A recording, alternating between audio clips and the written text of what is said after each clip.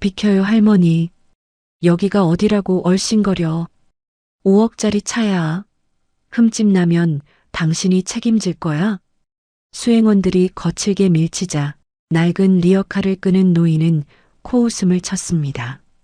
멍청한 놈들, 숨 넘어가는 소리 안 들려? 그녀는 만류를 뿌리치고 30년 된 녹슨 쇳덩이 하나를 꺼내 들었습니다. 그리고 최첨단 엔진을 향해 거침없이 내리꽂았죠. 딱 3분. 죽어가던 엔진이 맹수처럼 되살아난 시간입니다. 재계 1위 회장이 백지수표를 내밀며 바짓가랑이를 잡았지만 그녀는 빈 깡통 하나를 줍고는 쿨하게 사라졌습니다. 대한민국을 뒤흔든 전설의 기술자 스패너 박의 정체가 세상에 드러나는 순간 별빛 달빛 사연입니다. 오늘의 사연 시작합니다. 구독해 주시면 채널 운용하는데 도움이 됩니다. 서울 강남대로 한복판 아스팔트가 펄펄 끓어오르는 오후 2시였습니다. 도로 위를 꽉 채운 자동차들이 내뿜는 열기 속에서 유독 숨막히는 정적이 감도는 곳이 있었죠. 대한민국 재계 서열 1위 태성 모터스의 야심작인 신차 태성 마에스트로가 검은 연기를 뿜으며 멈춰 서 있었습니다. 운전석에 앉아있던 김 비서가 파랗게 질린 얼굴로 백미러를 보며 더듬거렸습니다. 회장님, 죄송합니다. 엔진 온도가 내려가질 않습니다. 이거 큰일 난 것 같습니다. 뒷좌석 상석에 앉아있던 강진혁 회장이 미간을 깊게 찌푸리며 손목 시계를 확인했습니다. 오후 2시 15분 전 세계 투자자들이 모인 설명회까지 남은 시간은 고작 40분이었어요. 이 차는 단순한 이동수단이 아니라 오늘 행사장에 반드시 타고 등장해야 할 태성 모터스의 자존심 그 자체였습니다. 강진혁 회장이 넥타이를 거칠게 풀어헤치며 소리쳤습니다. 지금 죄송하다는 말이 나옵니까? 본사 기술팀은 아직이야? 그게 지금 헬기로 이동 중이라고는 하는데 도착하려면 최소 20분은 더 걸린다고 합니다. 강진혁 회장이 답답하다는 듯 차 문을 발로 차며 밖으로 나왔습니다. 보닛에서는 희뿌연 연기가 솟아오르고 있었고 동승했던 수석 연구원 2명이 얼굴이 사색이 되어 허둥지둥하고 있었죠. 한 연구원이 손수건으로 땀을 닦으며 기어들어가는 목소리로 말했습니다. 회장님, 이게 전자제어 장치 오류는 아닌 것 같습니다. 아무래도 기계적인 결함 같은데 원인을 도통 모르겠습니다. 원인을 못 찾겠다니. 자네들이 만든 엔진 아니야. 이러고도 월급 받을 자격이 있어? 강진혁 회장의 호통에 연구원들이 죄인처럼 고개를 숙였습니다. 도로 통제로 인해 뒷차들의 경적 소리가 빗발치기 시작했고 지나가던 시민들이 스마트폰을 꺼내 이 난장판을 찍어대기 시작했습니다. 태성 모터스 회장의 차가 도로 한복판에 퍼졌다는 사실은 실시간으로 퍼질 것이고 주가 폭락은 불보다 뻔했죠. 강진혁 회장이 절망감에 머리를 감싸쥐던 바로 그때였습니다. 끽끽끽. 고막을 긁는 쇠바퀴 구르는 소리가 요란한 경적 소리를 뚫고 들려왔습니다.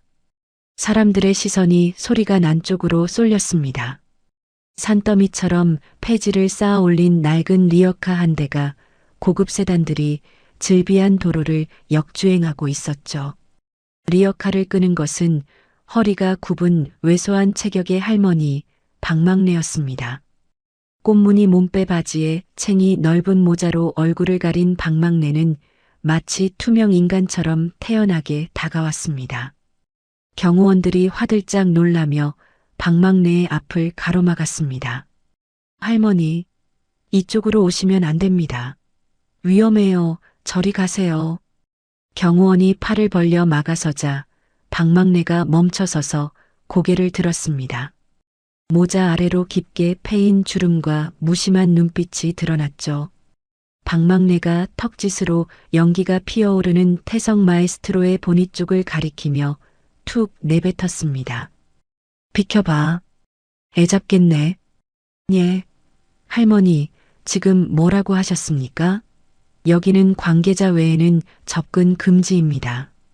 귀 먹었어? 숨 넘어가는 소리 안 들리냐고. 밸브 하나가 꽉 막혀서 비명을 지르고 있구만. 멍청한 놈들이 껍데기만 보고 있네. 방망래의 걸걸한 목소리는 크지 않았지만 좌중을 압도하는 힘이 있었습니다. 그 말을 들은 강진혁 회장의 귀가 번쩍 뜨였습니다. 강진혁 회장이 수행원을 밀치고 앞으로 나서며 물었습니다. 지금 뭐라고 하셨습니까? 밸브라고 하셨습니까? 시끄러우니까 좀 비키라고. 3분이면 돼. 방망래는 대답 대신 리어카 손잡이에 걸린 낡은 공구 가방에서 시커멓게 기름때가 낀 목장갑을 꺼내 꼈습니다. 그리고는 스패너라고 부르기도 민망할 정도로 닳고 다른 쇳덩이 하나를 집어들었죠. 연구원들이 기겁하며 소리를 질렀습니다. 안 됩니다. 거기 손대시면 감전됩니다. 이 차가 얼마짜린 줄 아세요? 하지만 강진혁 회장이 손을 들어 연구원들을 제지했습니다. 강진혁 회장의 본능이 무언가를 감지했기 때문입니다. 놔둬봐. 건드리지 마라. 방망래는 주저없이 5억 원을 호가하는 프로토타입 엔진룸 안으로 손을 쑥 집어넣었습니다. 보는 사람들이 숨을 죽였습니다. 방망래의 손놀림은 거침이 없었습니다. 그녀는 복잡한 배선 뭉치를 거칠게 헤집더니 보이지도 않는 엔진 깊숙한 곳에 나사 하나를 감각만으로 찾아내어 반바퀴 비틀었습니다. 그리고 들고 있던 쇳덩이 뒷부분으로 특정 부위를 정확하게 가격했죠. 탁, 타닥, 깡. 쇳소리가 3번 울렸습니다. 정확히 2분 40초가 지난 시간이었습니다. 방망래가 무심하게 장갑을 벗어 털며 운전석을 향해 말했습니다. 시동 걸어. 운전석에 있던 김 비서가 얼떨결에 스타트 버튼을 눌렀습니다. 부웅 마이너스. 죽어가던 짐승의 단말마 같던 엔진 소리가 거짓말처럼 웅장하고 부드러운 맹수의 울음소리로 바뀌었습니다. 연기는 씻은 듯이 사라졌고 계기판의 모든 경고등이 꺼졌습니다. 도로 위에는 정적만이 흘렀고 시민들과 유튜버들은 입을 다물지 못했습니다. 수석 연구원들은 넋이 나간 표정으로 서로를 쳐다봤고 강진혁 회장의 눈동자가 거칠게 흔들렸습니다. 강진혁 회장이 천천히 고개를 돌려 방망래를 바라보았습니다. 방망래는 이미 리어카 손잡이를 다시 잡고 있었습니다. 강진혁 회장이 다급히 방망래의 옷소매를 잡으며 외쳤습니다. 자, 잠깐. 어르신, 도대체 어떻게 하신 겁니까? 저희 기술진도 못 찾은 걸 살해하겠습니다. 원하시는 만큼 드리겠습니다. 방망래가 귀찮다는 듯 강진혁 회장의 손을 뿌리쳤습니다. 그리고는 길가에 떨어져 있던 빈 알루미늄 캔 하나를 집어들었죠. 돈은 무슨. 이거면 됐어. 방망래는 찌그러진 캔을 리어카에 툭 던져넣고는 뒤도 돌아보지 않고 리어카를 밀기 시작했습니다. 끽끽 하는 쇠바퀴 소리와 함께 그녀는 인파 속으로 사라졌습니다. 강진혁 회장은 멍하니 그 뒷모습을 바라볼 수밖에 없었습니다. 그녀가 지나간 자리에는 퀴퀴한 폐지 냄새 대신 묘하게 산뜻한 기계유 냄새만이 희미하게 남아 있었죠. 시간이 흘러 저녁이 되었습니다. 투자 설명회는 성공적이었습니다. 아니, 성공적이라는 말로는 부족했습니다.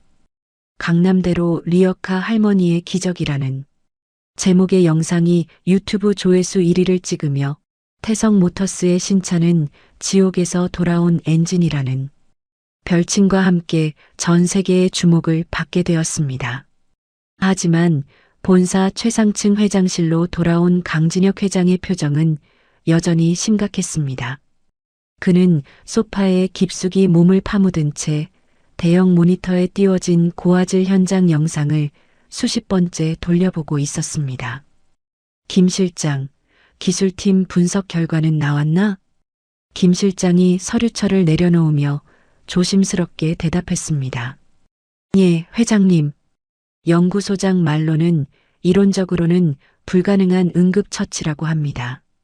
연료 분사 노즐이 아니라 그 안쪽의 밸브 유격을 강제로 조정한 건데 0.1라도 오차가 생기면 엔진이 폭발할 수도 있었다고 합니다. 그러니까 그 할머니가 맨손과 고철 덩어리 하나로 0.1의 오차도 없이 그걸 해냈다는 건가? 강진혁 회장의 목소리가 낮게 깔렸습니다. 김 실장은 마른 침을 삼키며 고개를 끄덕였습니다. 강진혁 회장은 영상 속 방망래의 손을 확대했습니다. 기름때와 굳은 살로 뒤덮인 투박하기 그지없는 손이었지만 스패너를 쥔 그립감은 마치 신체의 일부처럼 자연스러웠습니다. 이건 우연이 아니야. 절대 감각이다. 30년 전 내 아버지가 말씀하셨던 그 전설 같은 기술자가 진짜로 존재했던 거야. 강진혁 회장이 자리에서 벌떡 일어났습니다. 창밖으로 서울의 화려한 야경이 내려다 보였지만 그의 머릿속에는 오직 그 낡은 리어카와 굽은 등만이 가득했습니다. 찾아. 당장 그 할머니 찾아내. 예. 하지만 이름도 사는 곳도 모르는데요. 강진혁 회장이 책상 서랍에서 백지수표 한 장을 꺼내 김 실장 앞으로 밀었습니다. 서울 시내 CCTV, 블랙박스, 주변 상인들 전부 털어서라도 찾아내. 흥신소를 쓰든 경찰 인맥을 동원하든 상관없어. 사례금은 이 백지수표로 준비하고. 알겠습니다, 회장님. 태성정보망을 총동원하겠습니다. 김 실장이 깎듯이 허리를 굽히고 나가자 강진혁 회장은 다시 화면을 응시했습니다. 화면 속 방망래는 엔진을 살려낸 뒤 살해를 하려는 자신의 손을 쳐내고 있었습니다. 그 태도에서 강진혁 회장은 확신을 얻었습니다. 저건 긍지가 있는 기술자의 태도였습니다. 돈 따위에는 굴복하지 않는 진짜 백이었죠. 한편 같은 시각 서울 변두리의 재개발 예정지였습니다. 가로등도 제대로 들어오지 않는 어두운 골목 끝자락에 다 쓰러져가는 판잣집이 있었습니다. 마당에는 주워온 박스와 고철들이 산더미처럼 쌓여 있었죠. 방망래는 마당 한 구석에 있는 수도가에 쭈그리고 앉아 찬물에 손을 씻고 있었습니다. 비누칠을 아무리 해도 손톱 밑에 낀 검은 기름때는 좀처럼 지워지지 않았습니다. 그녀는 거친 수세미로 손바닥이 빨개지도록 문질렀습니다. 에잉 쯧쯧. 죽은 놈 불알 만져서 뭐한다고 또 쓸데없는 짓을 했네. 방망래는 혼잣말을 하며 한숨을 내쉬었습니다. 그녀는 젖은 손을 옷자락에 대충 닦고는 품속에서 꼬깃꼬깃 접힌 낡은 사진 한 장을 꺼냈습니다. 젊은 시절의 자신과 기름투성이 작업복을 입고 환하게 웃고 있는 남편이 함께 찍은 흑백 사진이었죠. 방망래가 사진 속 남편의 얼굴을 엄지손가락으로 쓸어내리며 중얼거렸습니다. 영감. 그 차 엔진 소리 당신이 예전에 말했던 그 소리랑 똑같더라. 그래서 나도 모르게 그만 손이 가버렸어. 미안해. 다시는 스패너 안 잡겠다고 약속했는데. 방망래의 눈가에 물기가 맺혔습니다. 그녀는 황급히 눈을 비비고는 사진을 다시 품속 깊숙이 집어넣었습니다. 낮에 있었던 일은 잊어야 했습니다. 자신은 이제 기술자가 아니라 그저 하루 벌어 하루 먹고 사는 폐지 줍는 노인일 뿐이니까요. 하지만 그녀는 몰랐습니다. 자신이 3분간 들려주었던 그 엔진 소리가 대한민국 재계 거물의 심장까지 다시 뛰게 만들었다는 사실을 말이죠. 어둠이 짙게 깔린 골목 어귀였습니다. 방망래의 판잣집이 내려다 보이는 곳에 짙게 썬팅된 검은 세단 한 대가 소리 없이 미끄러져 들어왔습니다. 차 안에는 검은 양복을 입은 사내가 망원 카메라로 박막래의 집을 주시하고 있었습니다. 사내는 휴대폰을 꺼내 어딘가로 문자를 보냈습니다. 타깃 확인. 보고된 인상 차기와 일치함. 현재 접촉 가능. 어둠 속 박막래의 판잣집 위로 불길한 그림자가 들이우고 있었습니다. 다음 날 새벽 닭이 울기도 전인 이른 아침이었습니다. 박막래가 끓이던 된장찌개 냄비를 막 내려놓으려는데 낡은 철대문이 부서질 듯 요란하게 울렸습니다. 쾅, 쾅, 쾅. 계십니까? 박막래 어르신 계십니까? 박막래가 앞치마에 손을 쓱쓱 닦으며 마당으로 나갔습니다. 빚쟁이들은 아니었습니다. 그놈들은 대문을 발로 차지 이렇게 목청껏 부르지는 않으니까요. 박막래가 빗장을 풀고 대문을 열자 좁은 골목을 가득 메운 검은 양복의 사내들이 보였습니다. 그들의 중심에 선 것은 어제 봤던 태성모터스의 비서실장, 김 실장이었습니다. 김 실장이 구두코에 묻은 진흙을 살짝 찡그리며 내려다보다가 박막래를 보자마자 허리를 90도로 굽혔습니다. 안녕하십니까, 어르신. 태성모터스 비서실장 김영민입니다. 아침 식사 중에 실례가 많습니다. 박막래가 문고리를 잡은 채 퉁명스럽게 쏘아붙였습니다. 밥 먹는데 개도 안 건드린다는데 아침부터 떼거지로 몰려와서 뭐 하는 짓이야? 죄송합니다. 회장님의 특별 지시로 급하게 찾아뵙느라 잠깐 들어가서 말씀드려도 되겠습니까? 박막래가 비키지 않자 김 실장은 수행원에게 눈짓을 했습니다. 수행원이 들고 있던 칠가방을 마루 위에 올려놓고 활짝 열었습니다. 가방 안에는 5만 원권 현금 뭉치가 벽돌처럼 꽉 채워져 있었습니다. 아침 햇살을 받아 돈다발이 번쩍거렸습니다. 사례금입니다. 그리고 회장님께서 어르신을 본사기술 고문으로 모시고 싶어 하십니다. 연봉은 원하시는 대로 적으시면 됩니다. 김 실장이 품에서 하얀 봉투 하나를 꺼내 두 손으로 공손히 내밀었습니다. 봉투 위에는 태성그룹의 금장 로고가 박혀 있었습니다. 박막래는 돈 가방을 쳐다보지도 않았습니다. 대신 부엌으로 들어가더니 굵은 소금이 담긴 바가지를 들고 나왔습니다. 박막래가 김 실장의 발치에 소금을 팍 뿌리며 소리쳤습니다. 에잉, 재수 없어. 사람 잘못 봤어. 나는 그냥 길 가다 고물 덩어리가 시끄럽게 굴길래 냅다 걷어찬 것뿐이야. 기술은 무슨 개뿔. 어르신, 이러시면 곤란합니다. 저희가 분석한 결과 어르신의 기술은 시끄러. 안 산다고. 옥장판 안 사니까 썩 꺼져. 내 텃밭 다 밟아놓지 말고 당장 나가. 박막래가 빗자루를 들고 휘두르자 김 실장과 수행원들이 엉거주춤 뒤로 물러났습니다. 김 실장이 대문 밖으로 밀려나며 다급하게 외쳤습니다. 생각 바뀌시면 언제든 연락 주십시오. 백지수표라는 거 잊지 마시고요. 박막래는 대문을 쾅 닫아 걸고는 빗자루를 던져버렸습니다.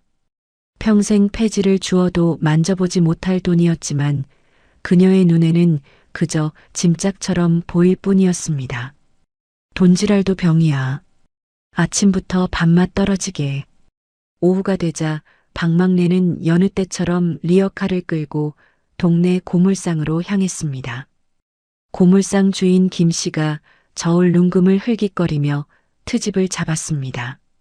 할매, 이번엔 박스가 좀 젖었네. 이러면 10원씩 까야 되는 거 알지? 평소 같으면 이놈아, 밤이슬 맞은 걸 어쩌라고 라며 소리를 질렀을 박막래였지만 오늘은 기운 없이 고개만 끄덕였습니다. 아침에 불청객들 때문에 마음이 심란했기 때문입니다. 꼬깃꼬깃한 1,000원짜리 몇 장을 받아든 박막래가 리어카를 돌리려는데 고물상 구석에 노인 TV 뉴스 소리가 그녀의 발목을 잡았습니다. 속보입니다.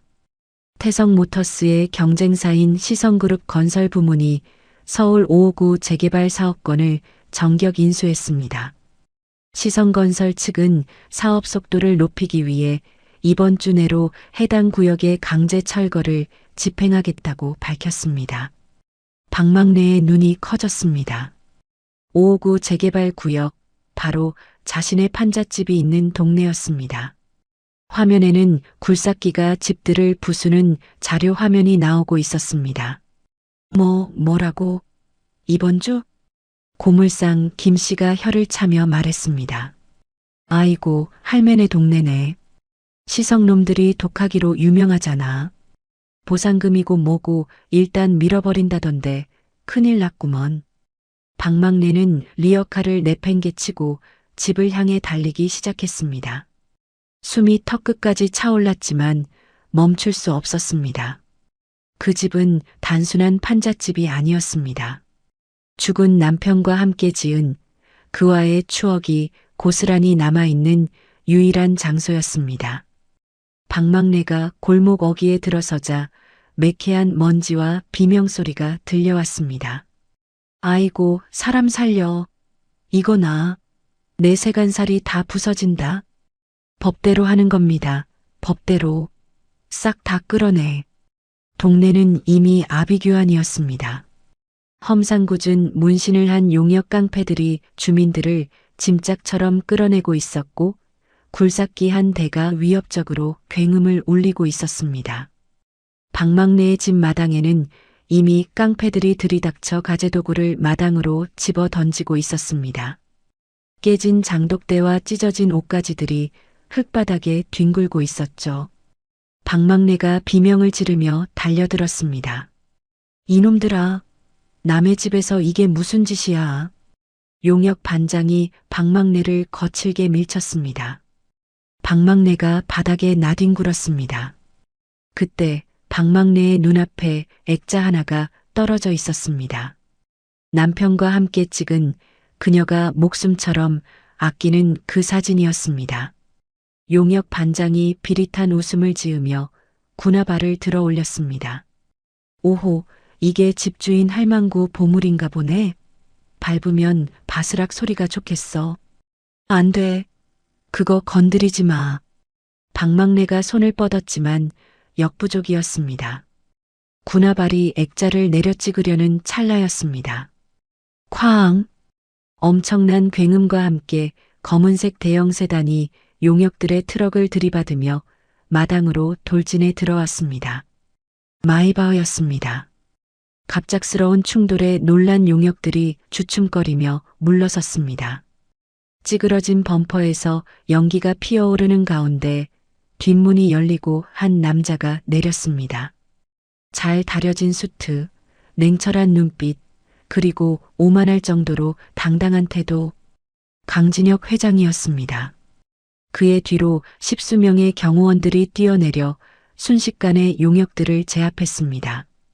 강진혁 회장은 흙먼지가 날리는 것도 개의치 않고 성큼성큼 걸어와 용역 반장의 발 아래 있던 액자를 집어들었습니다. 그리고 손수건을 꺼내 흙 묻은 유리면을 조심스럽게 닦아냈습니다. 여기서 이런 꼴을 당하고 계실 분이 아닌데. 강진혁 회장의 목소리는 낮았지만 명확했습니다. 그는 닦아낸 액자를 멍하니 앉아있는 박막래에게 정중히 건넸습니다. 용역 반장이 씩씩거리며 소리쳤습니다. 당신 뭐야? 시성건설 사업장에 차를 꼬라박고 무사할 줄 알아? 강진혁 회장은 눈길조차 주지 않고 비서실장에게 손짓했습니다. 비서실장이 나서서 용역 반장의 가슴팍에 명함 한 장을 꽂아주며 차갑게 말했습니다. 태성그룹 법무팀입니다. 지금부터 이 구역 매입 절차는 태성건설이 진행합니다. 무단 주거 침입 및 기물 파손으로 고소당하기 싫으면 지금 당장 꺼지십시오. 태성이라는 말에 용역들의 얼굴이 사색이 되어 도망치듯 사라졌습니다. 마당에는 다시 정적이 흘렀습니다. 박막래는 떨리는 손으로 액자를 받아들고 강진혁 회장을 올려다보았습니다. 돈 자랑하러 왔으면 번지수 틀렸어. 왜 남의 일에 끼어들어? 돈으로 해결할 생각 없습니다. 거래를 하러 왔습니다. 강진혁 회장은 주머니에서 투명한 비닐에 담긴 작은 부품 하나를 꺼냈습니다. 어제 박막내가 엔진룸에서 조작했던 바로 그 나사였습니다. 그는 그것을 박막내의 눈앞에 들어 보였습니다. 어제 제 차 고장난 게 아니었더군요. 누군가 정교하게 조작해 둔 거였습니다. 연료 라인을 막아놓은 이 방식, 보통 솜씨가 아닙니다. 그걸 왜 나한테 짓거려? 본사 엔지니어들조차 찾아내지 못한 그 미세한 조작을 당신은 단 3초 만에 간파하고 고쳐놨습니다. 도면도 장비도 없이 오직 감각만으로요. 강진혁 회장이 한 걸음 더 다가와 무릎을 굽혀 박막내와 눈높이를 맞췄습니다. 제 차를 고쳐주십시오.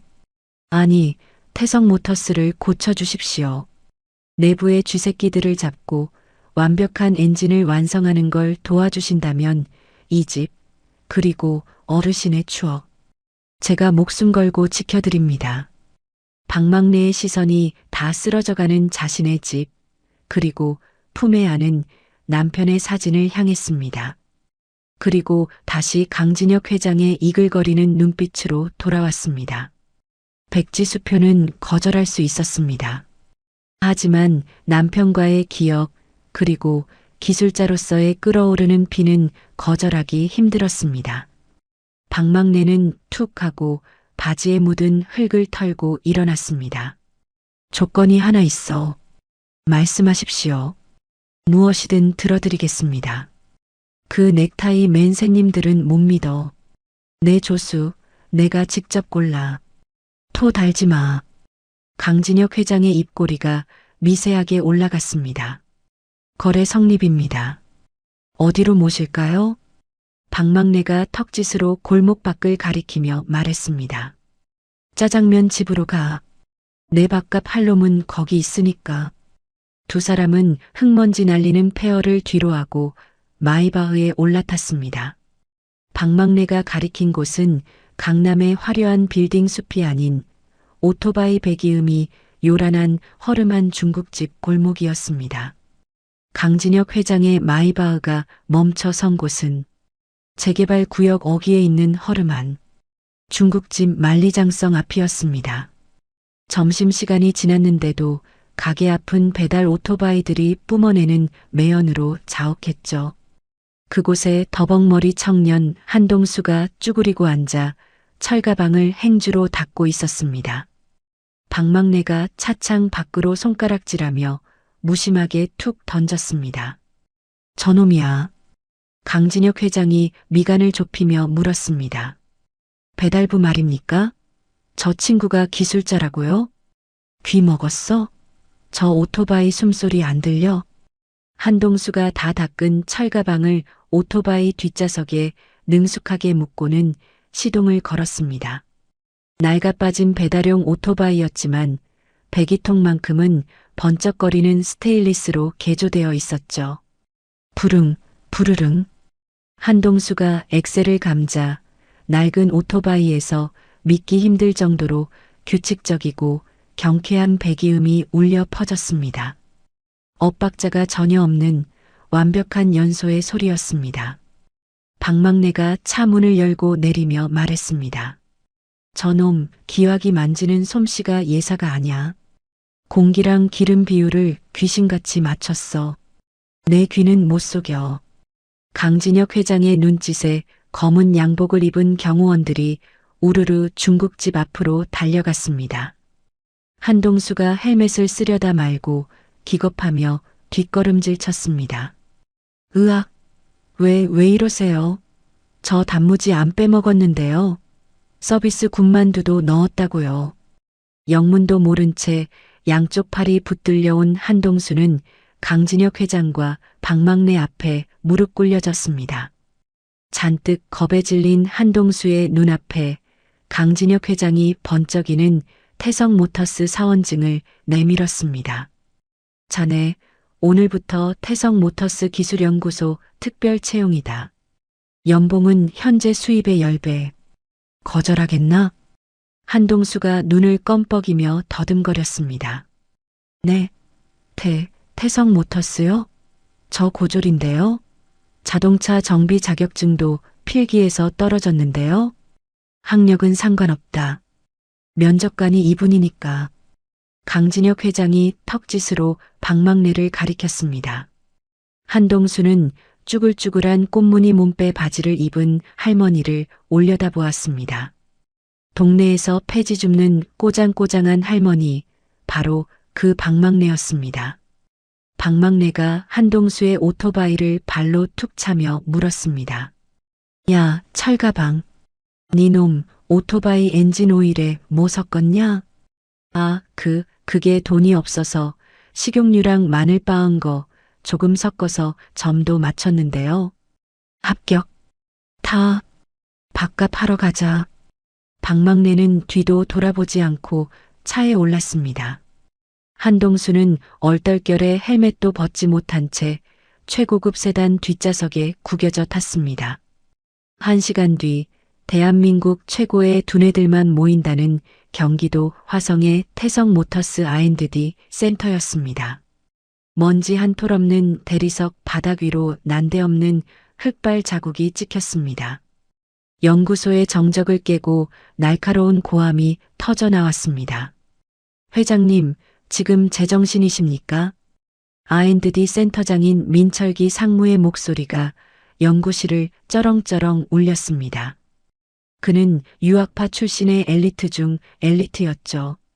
그의 눈앞에는 믿을 수 없는 광경이 펼쳐져 있었습니다. 껌을 짝짝 씹고 있는 촌스러운 노파와 헬멧도 벗지 못한 채 철가방을 든 멍청해 보이는 청년이라니요. 민철기 상무가 기가 차다는 듯 헛웃음을 흘리며 따졌습니다. 이곳은 국가기밀 수준의 보안구역입니다. 외부인, 그것도 이런 검증되지 않은 잡상인들을 데려오시다니요. 당장 보안팀 부르겠습니다. 말 조심해. 내 직속 고문이야. 강진혁 회장의 차가운 일갈에 민철기 상무가 입을 다물었지만 얼굴은 불그락푸르락했습니다. 연구원 수십 명의 시선이 방망래와 한동수에게 꽂혔습니다. 경멸, 조소, 황당함이 섞인 눈빛들이었죠. 한동수는 기가 죽어 강진혁 회장 등 뒤로 숨으려 했지만 방망래는 보란듯이 연구실 중앙에 놓인 거대한 엔진 테스트베드 앞으로 걸어갔습니다. 10억 원이 넘는다는 최신형 프로토타입 엔진이 웅장한 자태를 뽐내고 있었습니다.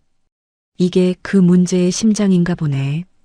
방망래가 껌을 씹으며 엔진 덮개를 툭툭 쳤습니다. 민철기 상무가 비웃음을 흘리며 다가와 막아섰습니다. 할머니, 손 떼시죠.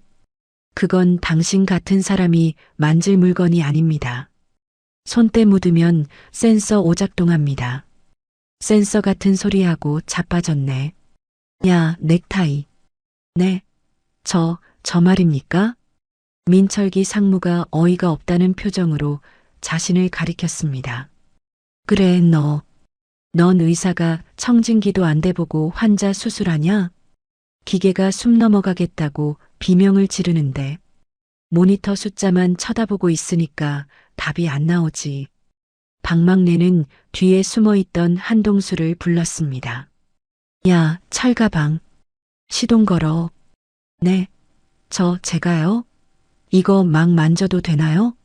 저 이거 고장내면 평생 철가방 들어야 되는데요. 까라면 까. 안 죽어. 한동수가 떨리는 손으로 콘솔 박스의 스타트 버튼을 눌렀습니다. 9990. 쾅. 가. 엔진이 거칠게 요동치며 굉음을 냈습니다. 매끄러워야 할 회전 소리에 불쾌한 금속성 마찰음이 섞여 있었죠. 모니터에 빨간 경고등이 미친 듯이 깜빡였습니다. 연구원들이 기겁하며 귀를 막고 뒤로 물러났습니다. 꺼. 당장 꺼. 터보차저 터진다. 민철기 상무가 소리쳤지만 박막내는 눈을 감은 채 엔진 소리에 귀를 기울이고 있었습니다. 그녀의 머릿속에서 소리는 시각화되었습니다. 피스톤의 마찰, 밸브의 개폐 타이밍, 오일의 흐름. 그 거대한 소음 속에서 아주 미세한 모기 날개짓 같은 이질적인 소리가 잡혔습니다. 터보차저로 들어가는 공기 흡입구 쪽이었습니다. 스톱? 박막내의 짧은 말에 한동수가 급히 버튼을 눌러 시동을 껐습니다. 정적이 찾아온 연구실에는 매캐한 냄새가 감돌았습니다. 박막내가 민철기 상무를 쳐다보며 피식 웃었습니다. 터보차저 흡기구. 공기 빨아들이는 구멍에 뭐가 끼었어. 숨을 못 쉬니까 쇳소리가 나지. 말도 안 되는 소리. 모든 부품은 전수 검사를 통과했습니다. 엑스레이 검사까지 마친 완벽한 엔진이라고요. 그 검사 기계가 썩었거나 검사한 놈이 썩었거나 둘 중 하나겠지. 야, 철가방. 저기 핀셋 가져와. 박막내는 한동수가 쭈뼛거리며 건넨 의료용 핀셋을 받아들었습니다. 민철기 상무가 제지하려 달려들었지만 강진혁 회장의 경호원들이 그를 막아섰습니다. 강진혁 회장은 팔짱을 낀 채 서늘한 눈빛으로 박막내를 지켜보고 있었습니다. 보여줘요. 당신이 진짜라는 걸. 박막내는 뜨거운 열기가 채 식지도 않은 터보차저 배관 쪽으로 손을 뻗었습니다. 장갑도 끼지 않은 맨손이었습니다. 복잡한 배관 틈새로 그녀의 손이 거침없이 들어갔습니다. 잠시 후 T- 하는 맑은 금속음과 함께 박막내가 핀셋으로 무언가를 끄집어냈습니다. 자, 이거 봐. 쌀알만한 와셔 하나가 배관 틈새에 딱 끼어 있지? 이러니 공기가 제대로 들어가겠어? 천식 걸린 사람 마냥 쌕쌕거리지. 그녀가 핀셋 끝으로 집어든 것은 아주 작은 금속 와셔 조각이었습니다. 엔진 내부로 빨려 들어갔다면 엔진이 박살났겠지만 교묘하게 흡기구 입구에 걸쳐져 있어 성능만 떨어뜨리게 만든 것이었습니다. 민철기 상무의 얼굴이 창백해졌습니다. 설계도에도 부품 리스트에도 없는 이물질이었습니다. 그건 누군가 조립 과정에서 고의로 집어넣지 않으면 들어갈 수 없는 절묘한 위치에 있었습니다. 사보타주군. 강진혁 회장의 목소리가 지하 감옥처럼 차갑게 내려앉았습니다. 연구실 내의 공기가 순식간에 얼어붙었습니다. 연구원들도 웅성거리지 못하고 숨을 죽였습니다. 이건 실수가 아니라 명백한 범죄 행위였으니까요. 박막내는 기름 묻은 손을 몸빼 바지에 쓱쓱 문지르며 민철기 상무에게 다가갔습니다. 자, 이제 누가 썩었는지 확인해 볼까? 넥타이 양반, 당신 땀을 왜 이렇게 많이 흘려? 박막내의 날카로운 눈빛이 민철기 상무의 흔들리는 동공을 정통으로 찔렀습니다. 민철기 상무는 손수건으로 이마를 닦으며 애써 시선을 피했습니다. 이건 우연입니다. 조립 공정상의 실수일 수도 있고. 실수? 배달 오토바이 고치는 애도 저런 실수는 안 해. 기계는 거짓말 안 해. 거짓말은 사람 혓바닥이 하는 거지. 박막내는 핀셋을 민철기 상무의 가슴 주머니에 꽂아주며 비릿하게 웃었습니다. 그리고는 뒤돌아서서 멍하니 서 있는 한동수의 뒤통수를 쳤습니다. 야, 철가방. 멍 때리지 말고 가서 내 공구 가방 가져와. 밥값 하려면 이제부터가 진짜니까. 네. 아, 네. 알겠습니다, 사부님. 한동수가 군기든 목소리로 대답하며 뛰어갔습니다. 강진혁 회장은 민철기 상무를 싸늘하게 노려보며 낮게 의조렸습니다. 민상무, 내일까지 경위서 써와. 만약 변명 한 줄이라도 적혀 있으면 그땐 사표가 아니라 구속영장이 될 거야. 강진혁 회장이 박막내를 따라 나가자 민철기 상무는 다리에 힘이 풀린 듯 주저앉았습니다. 모멸감과 분노로 그의 주먹이 부들부들 떨렸습니다. 그는 연구원들이 보지 않는 틈을 타 황급히 자신의 집무실로 들어갔습니다. 문을 걸어 잠근 민철기 상무는 책상 위에 놓인 명패를 집어 던져 산산조각 냈습니다. 제기랄, 어디서 굴러먹던 노인네가. 그는 떨리는 손으로 서랍 깊숙한 곳에서 대포폰을 꺼냈습니다. 그리고 어딘가로 전화를 걸었습니다.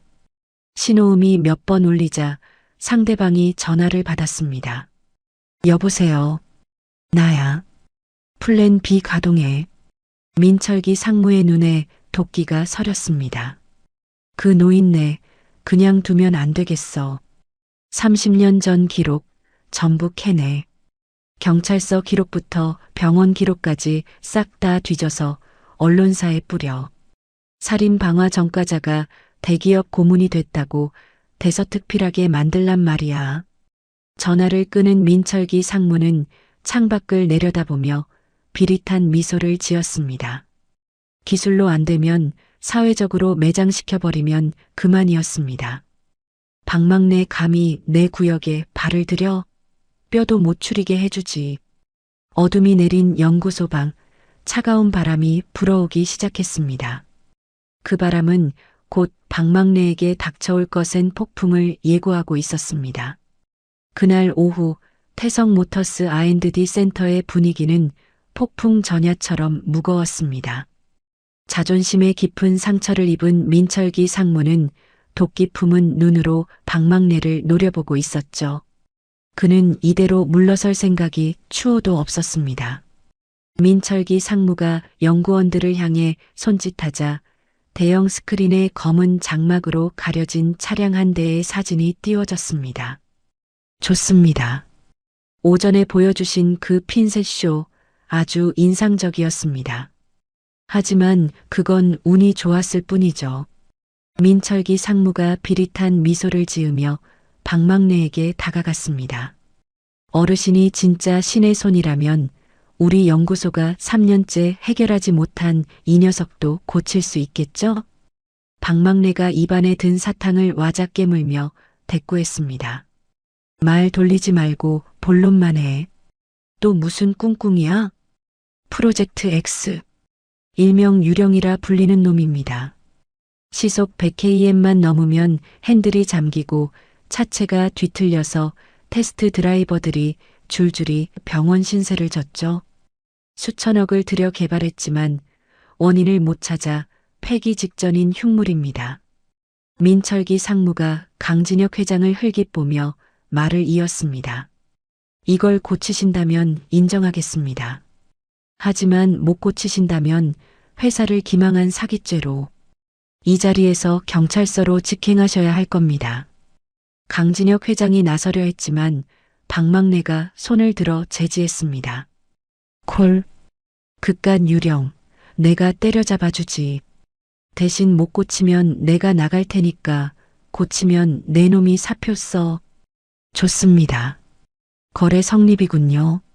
잠시 후 일행은 지하 3층에 위치한 거대한 실내 풍동주행 테스트장으로 이동했습니다. 비행기 경납고만큼 거대한 공간 한가운데 거대한 팬팬이 돌아갈 준비를 하고 있었고 그 앞에 검은색 스포츠 세단이 놓여 있었습니다. 매끈한 유선형 차체였지만 어딘가 모르게 서늘한 기운을 풍기는 차였습니다. 방망래는 차 주위를 한 바퀴 빙 돌며 타이어를 발로 차보고 보닛을 두드려 보았습니다. 야, 철가방. 타. 한동수가 기겁하며 뒷걸음질 쳤습니다. 네, 저 말입니까? 방금 들으셨잖아요. 드라이버들이 다 실려나갔다고요. 저 아직 장가도 못 갔는데요. 안 죽어. 내가 시키는 대로만 하면 돼. 빨리 안 타? 방망래가 스패너를 들어 올리는 신용을 하자 한동수는 울며 겨자 먹기로 운전석에 올라탔습니다. 방망래는 조수석에 타지 않고 무전기를 챙겨 관제실로 올라갔습니다.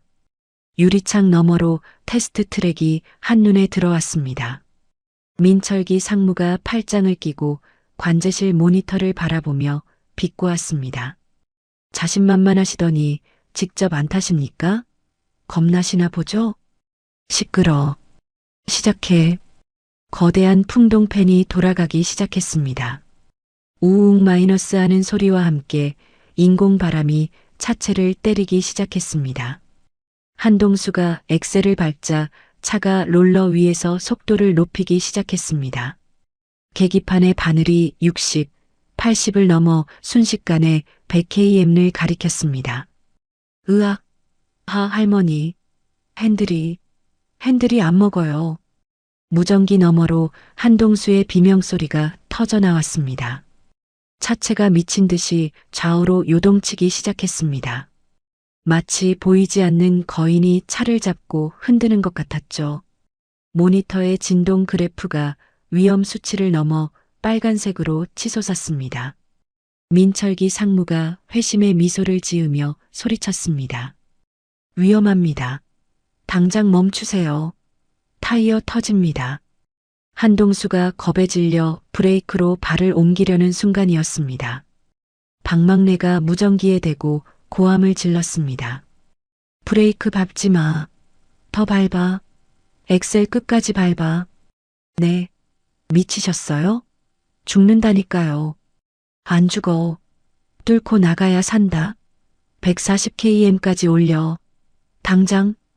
방망래의 서슬 퍼런 호통에 한동수는 눈을 질끈 감고 에라 모르겠다 심정으로 엑셀을 바닥까지 밟았습니다. 부앙! 엔진이 굉음을 내지르며 차가 튀어나갈 듯 롤러를 박차고 달렸습니다. 속도계가 110, 120, 130을 넘겼습니다. 차체는 금방이라도 분해될 듯 덜덜거렸습니다. 지켜보던 연구원들이 비명을 지르며 고개를 돌렸습니다. 그런데 140km를 넘기는 순간 기적 같은 일이 벌어졌습니다. 휘잉 마이너스. 거짓말처럼 진동이 사라졌습니다. 미친 듯이 흔들리던 차체가 바닥에 착 달라붙어 미끄러지듯 안정적으로 달리기 시작한 것입니다. 한동수가 떨리는 목소리로 외쳤습니다. 할머니, 차가 멀쩡해졌어요. 핸들도 먹어요. 관제실은 찬물을 끼얹은 듯 조용해졌습니다. 민철기 상무는 믿을 수 없다는 듯 모니터를 뚫어지게 쳐다봤습니다. 모든 수치가 정상 범위로 돌아와 있었습니다. 테스트가 끝나고 한동수가 차에서 비틀거리며 내렸습니다. 다리가 풀려 주저앉은 그에게 방망래가 다가갔습니다. 그리고는 트렁크 바닥 매트를 거칠게 뜯어내고 차체 프레임의 용접 부위 한 곳을 손가락으로 가리켰습니다. 여기야. 이 용접 자국. 민철기 상무와 연구원들이 우르르 몰려왔습니다. 겨우 용접 자국 하나 때문에 차가 그 난리를 쳤다는 겁니까? 말도 안 되는 소리 하지 마십시오. 눈으로 보니까 모르지. 바람 소리를 들어봐. 이 용접 부위가 미세하게 떠 있어서 시속 100km 바람이 들어오면 피리처럼 울어댄다고. 그 진동이 엔진 떨림이랑 박자가 맞아서 공명을 일으킨 거야. 방망래가 한심하다는 듯 민철기 상무를 쳐다보며 말을 이었습니다. 근데 140km가 넘어가면 바람이 너무 빨라서 울릴 틈도 없이 지나가지. 그래서 진동이 잡힌 거야. 니들은 무서워서 100km에서 브레이크만 밟았으니 평생 못 찾은 거고. 강진혁 회장이 다가와 용역 부위를 손으로 쓸어보았습니다. 방망래의 말대로 눈으로는 식별하기 힘든 미세한 균열이 보였습니다. 슈퍼컴퓨터도 찾아내지 못한 결함을 그녀는 오직 소리와 진동, 그리고 감각만으로 찾아낸 것입니다. 강진혁 회장이 민철기 상무를 돌아보았습니다. 그의 눈빛은 더 이상 차갑지 않았습니다. 타오르는 불길 같았죠. 민 상무, 이 프로젝트에 들어간 돈이 3천억이야. 그 돈을 쓰고도 이걸 못 찾았나? 그게 회장님, 이건 단순한 심할서가 아니라 사직서를 준비해야 할 거야. 그리고 오늘부로 프로젝트 X 책임자 교체한다. 강진혁 회장의 시선이 바닥에 주저앉아 숨을 헐떡이는 한동수에게 머물렀습니다. 한동수 씨, 오늘부터 자니가 이 프로젝트 팀장이야. 박 고문님 지시받아서 2차 완벽하게 만들어봐. 네, 저요? 저 배달부인데요? 한동수의 입이 떡 벌어졌습니다. 민철기 상무의 얼굴은 흑빛이 되었습니다. 자신의 자리와 명예가 고물상 노인과 배달부에게 송두리째 빼앗긴 순간이었습니다. 박막래는 피식 웃으며 주머니에서 구겨진 박하사탕 하나를 꺼내 한동수의 입에 물려주었습니다. 놀라긴. 밥값 하려면 그 정도 감투는 써야지. 일어나 짜장면이나 먹으러 가자. 그날 밤 민철기 상무는 자신의 집무실에서 떨리는 손으로 양주를 들이켰습니다. 분노와 모멸감이 그를 집어삼키고 있었죠. 그는 휴대폰을 꺼내 경쟁사인 시성그룹의 조무성 전무에게 전화를 걸었습니다. 전무님, 접니다. 제안하셨던 그 자리 아직 유효합니까? 수화기 너머에서 뱀처럼 간사한 목소리가 들려왔습니다. 마이너스 아이고, 민 상무님. 마음의 결정을 하셨나 봅니다. 태성의 기술 가져오실 수 있겠죠? 기술뿐만이 아닙니다. 강진혁 회장의 일정, 그리고 프로젝트 X의 모든 결함 데이터까지 넘기겠습니다. 대신 약속하신 부사장 자리와 스톡 옵션 확실히 보장해 주십시오. 마이너스 물론이죠. 우리 시성그룹은 배신하지 않습니다. 그런데 그 눈엣 가시 같은 할머니는 어쩌시려고요? 걱정 마십시오. 내일 아침이면 그 노인네 다시는 얼굴 들고 다니지 못하게 만들 테니까요. 민철기 상무는 전화를 끊고 어둠 속에서 비릿하게 웃었습니다. 그의 책상 위에는 30년 전 신문기사 스크랩이 놓여 있었습니다. 누렇게 바랜 신문에는 수갑을 찬 젊은 시절 박막래의 사진과 함께 끔찍한 헤드라인이 적혀 있었죠. 다음 날 아침 태성모터스 본사 로비는 평소와 달랐습니다. 출근하던 박막래와 한동수가 회전문을 들어서자마자 수십 명의 기자들이 벌떼처럼 달려들었습니다. 카메라 플래시가 번개처럼 터지며 눈을 찔렀습니다. 박막래 씨, 태성모터스 고문으로 채용된 게 사실입니까? 30년 전 공장 방화 사건의 주범이 맞습니까? 동료들을 죽인 죄책감은 없으십니까? 전과자가 대기업 핵심 기술을 만진다는 게 말이 됩니까? 해명해 주십시오. 박막래는 눈을 가늘게 뜨고 쏟아지는 마이크들을 바라보았습니다. 로비 한편에 놓인 가판대에는 조간신문들이 쌓여 있었습니다. 일면 톱 기사에는 그녀의 과거 머그샷이 대문짝만하게 실려 있었죠. 단독 태성모터스에 추락한 도덕성 살인 방화 전과자 스패너 박 고문 영입 논란. 한동수가 사색이 되어 박막래의 앞을 막아섰습니다. 비키세요. 우리 할머니 그런 사람 아니에요. 비켜요. 하지만 기자들은 굶주린 하이에나처럼 그들을 에워쌌습니다.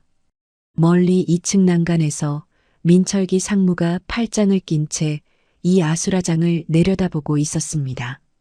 그의 입가에는 잔인한 승리의 미소가 걸려 있었습니다. 긴급 소집된 태성모터스 대회의실은 그야말로 아수라장이었습니다. 강진혁 회장이 상석에 앉아 있었지만 분위기는 이미 이사들에게 넘어간 뒤였죠. 테이블 위에는 박막래의 머그샷이 실린 조간신문들이 어지럽게 널려 있었습니다. 한 이사가 신문을 바닥에 내동댕이 치며 삿대질을 해댔습니다. 회장님, 이게 도대체 무슨 망신입니까?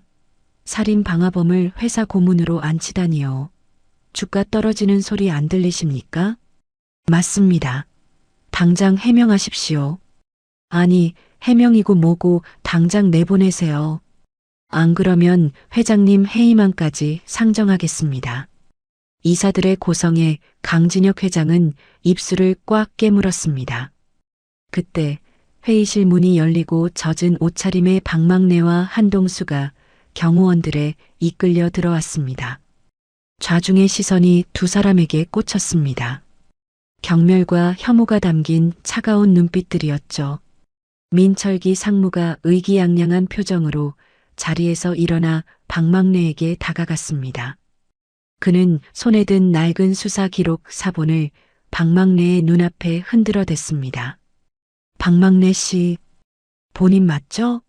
30년 전 태성 이공장 화재 사건.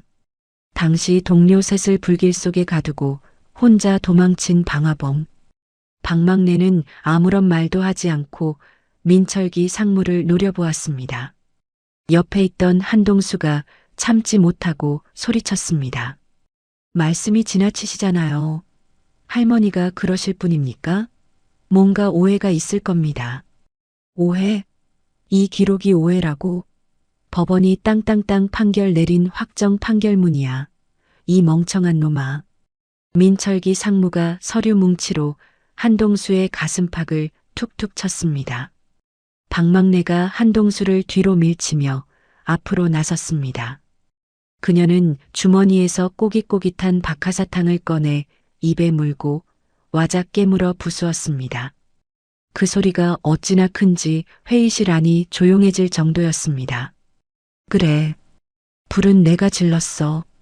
박막래의 건조한 목소리에 사람들이 웅성거리기 시작했습니다. 강진혁 회장의 눈동자가 거칠게 흔들렸습니다. 고문님 지금 뭐라고 하셨습니까? 사실입니까? 반은 맞고 반은 틀려. 불을 지른 건 맞는데 사람 죽이려고 지른 게 아니야. 살리려고 질렀지.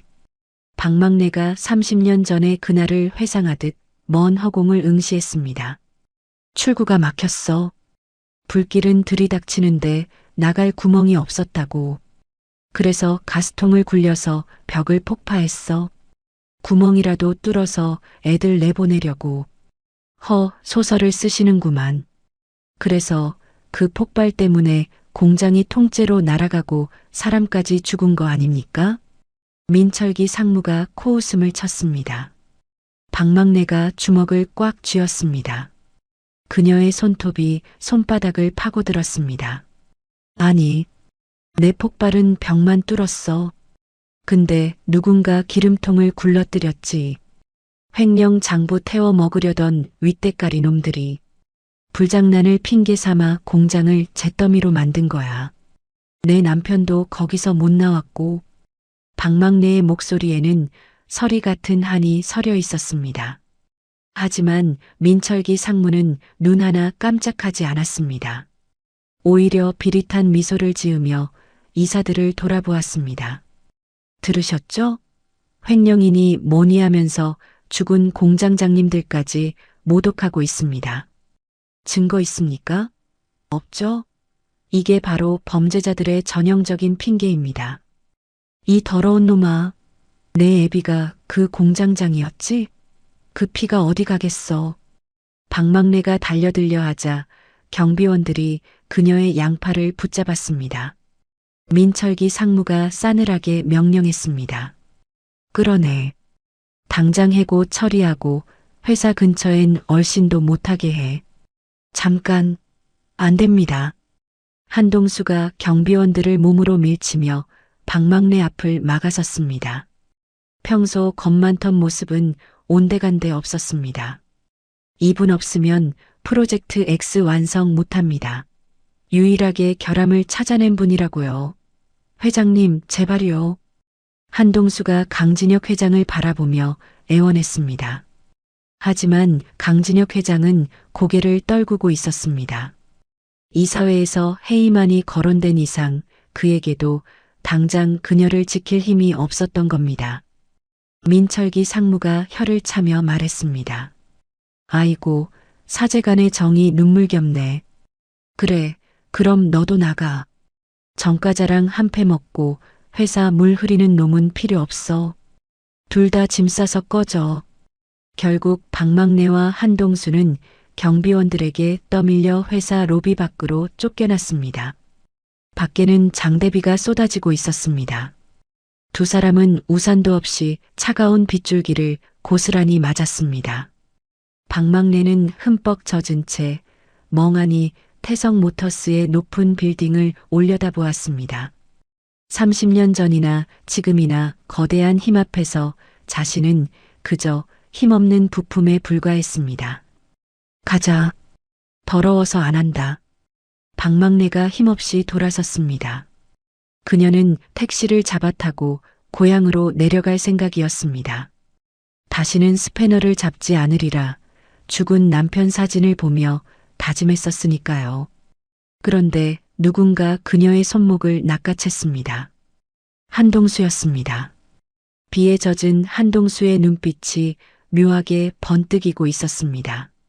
사부님, 어디 가세요? 아직 안 끝났어요. 나라. 꼴 보니까 너도 잘렸구만. 젊은 놈이 앞길 창창한데 나 때문에 꼬였네. 미안하다. 미안하면 밥값 하셔야죠. 저 따라오세요. 보여드릴 게 있습니다. 한동수는 막무가내로 박막내를 이끌고 자신의 오토바이에 태웠습니다. 빗속을 뚫고 한참을 달려 도착한 곳은 서울 외곽 고가도로 밑에 버려진 폐버스 차고지였습니다. 녹슨 철망이 쳐져 있고 잡초가 무성한 음산한 곳이었죠. 여기가 어디야? 귀신 나오게 생겼네. 제 아지트입니다. 들어오세요. 한동수가 셔터를 올리고 안으로 들어갔습니다. 퀴퀴한 곰팡이 냄새와 기름 냄새가 섞여났습니다. 한동수가 벽에 붙은 두꺼비집을 올리자 천장에 달린 할로겐 조명이 치직거리며 켜졌습니다. 순간 박막내의 입이 떡 벌어졌습니다. 거대한 차고지 안은 온갖 자동차 부품들로 가득 차 있었습니다. 폐차장에서 뜯어온 엔진 블록, 찌그러진 문짝, 굴러다니는 타이어와 서스펜션들. 쓰레기장 같았지만 기술자의 눈에는 보물창고나 다름없었습니다. 너 이거 다 어디서 났냐? 배달 알바에서 번 돈 족족 여기다 썼습니다. 버려진 애들 불쌍하잖아요. 심장은 아직 뛰는데 껍데기 좀 찌그러졌다고 폐차되는 게 꼭 저 같기도 하고. 한동수가 멋쩍게 웃으며 차고지 구석에 있는 덮개를 걷어냈습니다. 그 안에는 20년 전 단종된 태성 모터스의 구형 스포츠카 TS-2000의 뼈대가 놓여 있었습니다. 그리고 그 옆에는 한동수가 수년간 드래그 레이싱카 부품을 모아 조립해둔 거대한 엔진이 놓여 있었죠. 아직 미완성이었지만 그 크기와 구조만 봐도 괴물 같은 출력을 낼 것이 분명했습니다. 이거 8기통 트윈 터보잖아. 이 미친놈, 이걸 이 낡은 프레임에 얹겠다고? 본사놈들이 만든 프로젝트 X, 그거 껍데기만 번지르르 하지 속은 엉망이잖아요. 우리가 진짜를 만들어봐요. 사부님 기술이랑 제가 모은 부품이면 할 수 있어요. 한동수가 기름때 묻은 손으로 엔진을 쓰다듬으며 말했습니다. 그의 눈은 본사 연구실에서 주눅 들어있던 눈이 아니었습니다. 열정으로 타오르는 진짜 기술자의 눈이었죠. 박막내는 그 눈빛에서 30년 전 죽은 남편의 모습을 보았습니다. 우리가 만든 엔진이 세상을 바꿀 거야라고 말하며 웃던 그 사람을요. 가슴속 깊은 곳에서 뜨거운 것이 울컥 치솟았습니다. 박막내가 젖은 모자를 벗어 던지며 소매를 걷어붙였습니다. 그래, 까짓 거 해보자. 태성놈들 코를 납작하게 만들어주지. 진짜죠? 사부님 믿습니다. 대신 조건이 있어. 이름은 내가 짓는다. 뭔데요? 박막내가 고철 덩어리들을 바라보며 씩 웃었습니다. 도깨비. 낮에는 숨어 있다가 밤에만 나타나서 놈들을 홀려버릴 거니까. 한편 태성모터스 민철기 상무의 집무실이었습니다. 민철기 상무는 창밖의 빗줄기를 바라보며 와인 잔을 흔들고 있었습니다. 그의 곁에는 시성그룹의 기술진들이 앉아 박막내가 남기고 간 프로젝트 X의 데이터를 훔쳐보고 있었죠. 그때 민철기 상무의 휴대폰이 울렸습니다. 심어놓은 정보원의 보고였습니다. 마이너스 상무님, 그 노인네랑 한동수 놈 고향으로 안 가고 외곽 폐차장으로 들어갔습니다. 거기서 뭔가 뚝딱거리고 있는데 분위기가 심상치 않습니다. 민철기 상무의 눈썹이 꿈틀했습니다. 그는 직감했습니다. 그 끈질긴 노인네가 순순히 물러날 리 없다는 것을요. 민철기 상무가 차갑게 명령했습니다. 살려두면 후환이 돼. 싹을 잘라버려야지. 마이너스 어떻게 할까요?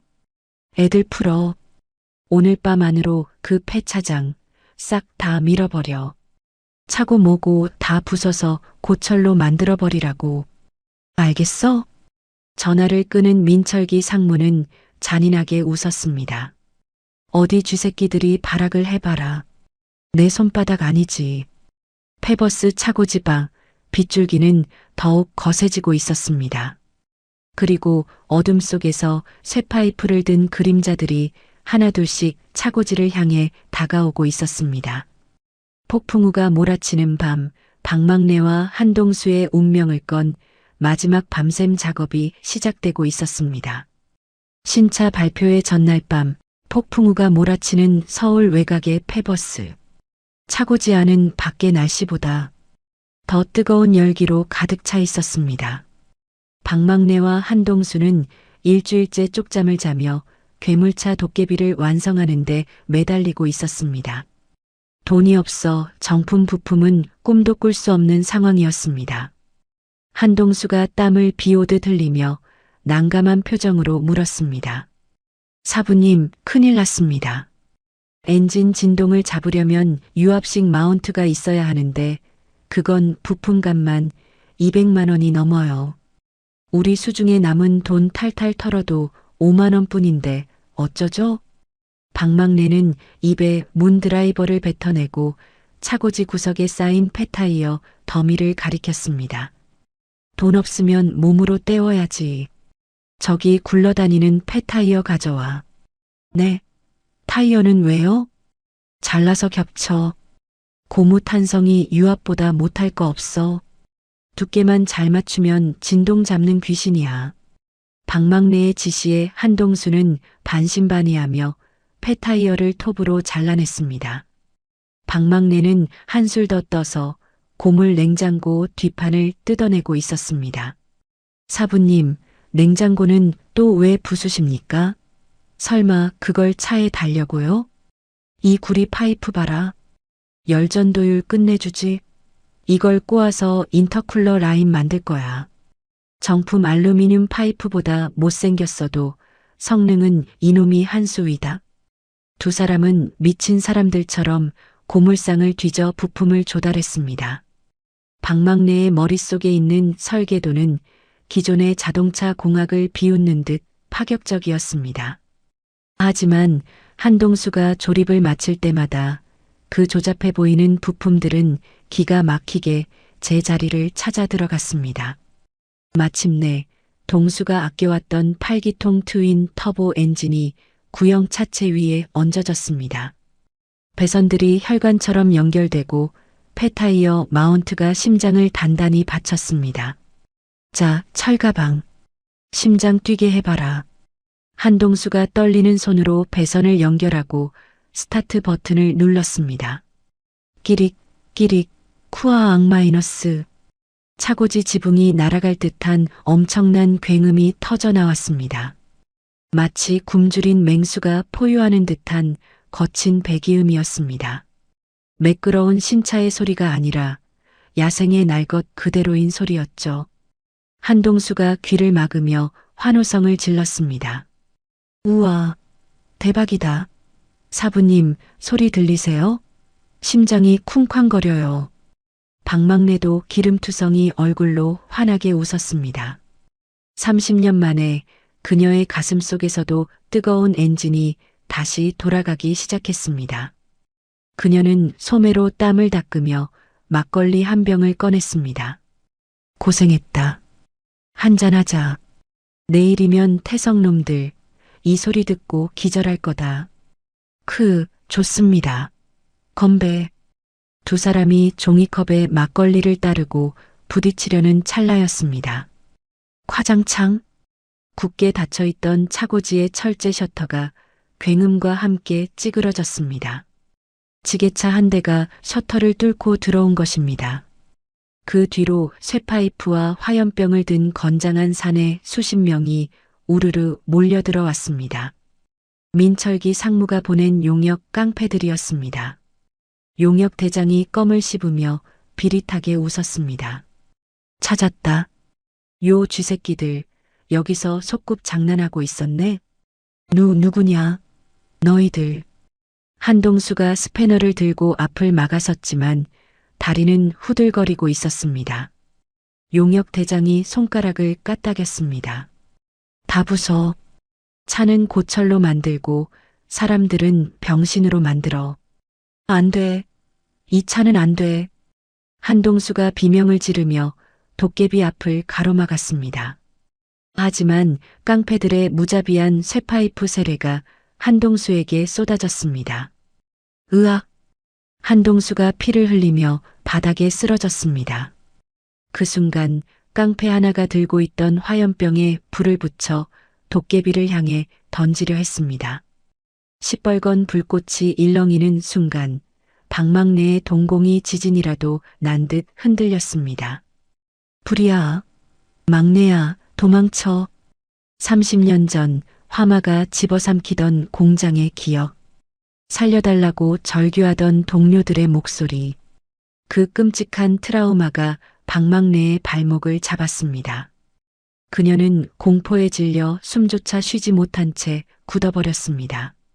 그때 바닥에 쓰러져 있던 한동수가 피투성이가 된 얼굴로 고개를 들고 소리쳤습니다. 사부님, 도망가요. 빨리요. 한동수는 깡패의 바짓가랑이를 붙잡고 늘어졌습니다. 자신이 맞으면서도 도깨비와 방망래를 지키려는 그 처절한 몸부림. 그 모습이 방망래의 눈에 박혔습니다. 순간 방망래의 머릿속에서 30년 전의 불길이 꺼졌습니다. 대신 서늘하고 차가운 분노가 그 자리를 채웠습니다. 또 뺏길 수는 없어. 내 사람도 내 차도. 방망래가 짐승 같은 기세로 튀어나갔습니다. 그녀는 화염병을 들고 있던 깡패의 정강이를 걷어차고 도깨비의 운전석 문을 열어젖혔습니다. 야, 철가방. 타. 방망래의 고함에 한동수가 젖먹던 힘을 다해 굴러서 조수석 문을 열고 기어 올랐습니다. 용역 대장이 당황해서 소리쳤습니다. 뭐해? 전연 끌어내. 깡패들이 우르르 달려들었지만 방망래는 이미 스타트 버튼을 누른 뒤였습니다. 쿠앙!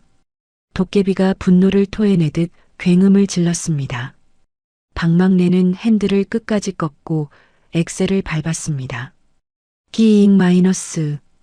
타이어 타는 냄새와 함께 도깨비가 제자리에서 미친 듯이 회전하기 시작했습니다. 좁은 차고지 안에서 거대한 쇳덩어리가 팽이처럼 돌자 깡패들은 기겁하며 뒤로 물러났습니다. 도깨비의 뒷범퍼가 깡패들을 쓸어버릴 듯 위협적으로 춤을 췄습니다. 으악! 피해! 저 할망구 돌았어. 꽉 잡아. 뚫고 나간다. 방망래가 핸들을 반대쪽으로 꺾으며 엑셀을 끝까지 밟았습니다. 도깨비는 방향을 틀어 반쯤 부서진 철제 셔터를 향해 전속력으로 돌진했습니다. 미쳤어. 멈춰. 쾅 마이너스. 거대한 충돌음과 함께 셔터가 종이장처럼 찢겨나갔습니다. 도깨비는 파편을 뚫고 어둠 속으로 튀어나갔습니다. 차고지 밖에는 억수 같은 비가 쏟아지고 있었습니다. 용역 대장이 핏대를 세우며 무전기에 고래고래 소리를 질렀습니다. 놓치면 우리 다 죽어. 차 가져와. 쫓아. 곧이어 검은색 SUV 세대가 라이트를 켜고 도깨비의 뒤를 쫓기 시작했습니다. 공장 지대의 좁고 복잡한 골목길에서 헐리우드 영화 같은 추격전이 벌어졌습니다. 비에 젖은 아스팔트는 빙판길처럼 미끄러웠습니다. 뒤따라오던 SUV들이 위협적으로 도깨비의 뒷범퍼를 들이받았습니다. 쿵! 차체가 휘청거렸지만 박막내는 눈 하나 깜짝하지 않았습니다. 그녀는 사이드 브레이크를 당기며 핸들을 꺾어 직각으로 굽은 골목을 미끄러지듯 빠져나갔습니다. 뒤따르던 SUV 한 대는 속도를 줄이지 못하고 전봇대를 들이받고 멈춰 섰습니다. 사부님, 엔진 온도 정상입니다. 터보압도 안정적이에요. 이 녀석 잘 버티고 있어요. 피를 흘리면서도 한동수는 노트북을 연결해 엔진 상태를 체크하고 있었습니다. 박막내가 백미러를 보며 시익 웃었습니다. 그래, 우리가 만든 놈인데 이 정도에 퍼지면 섭섭하지. 꽉 잡아라. 고속도로 탄다. 박막내는 기어를 변속하며 가속 페달을 깊게 밟았습니다. 도깨비는 빗줄기를 가르며 총알처럼 튀어나갔습니다. 나머지 추격 차량들이 필사적으로 따라왔지만 도깨비의 괴물 같은 가속력을 당해낼 수는 없었습니다. 마침내 톨게이트 불빛이 보이고 도깨비는 고속도로에 진입했습니다. 추격하던 차량들은 결국 시야에서 사라졌습니다. 안전해지자 긴장이 풀린 듯 한동수가 거친 숨을 몰아쉬며 물었습니다. 허. 사부님 괜찮으세요? 다친 데 없어요? 박막내는 대답 대신 조수석 글로브 박스에서 휴지를 꺼내 한동수의 이마에 흐르는 피를 닦아주었습니다. 그녀의 투박한 손이 미세하게 떨리고 있었습니다. 너야말로 겁대가리 없이 깡패들한테 덤비긴. 기술자가 손 다치면 밥 굽는 거야. 이놈아. 헤헤. 그래도 도깨비는 지켰잖아요. 이거 보세요. 멀쩡해요. 한동수가 피 묻은 치아를 드러내며 웃었습니다. 도깨비는 깡패들과의 충돌로 범퍼가 덜렁거리고 차체 곳곳이 찌그러져 흉물스러운 몰골이 되었습니다. 하지만 엔진 소리만큼은 그 어느 때보다 힘차고 당당하게 울리고 있었죠. 박막내가 핸들을 고쳐 잡으며 비장하게 말했습니다. 그래, 껍데기가 중요한 게 아니야. 진짜는 속에 있는 법이지. 가자, 영암으로. 네, 가서 저 나쁜 놈들 잔치상을 확 엎어버리죠. 도깨비의 붉은 테일램프가 어둠을 가르며 남쪽을 향해 질주했습니다.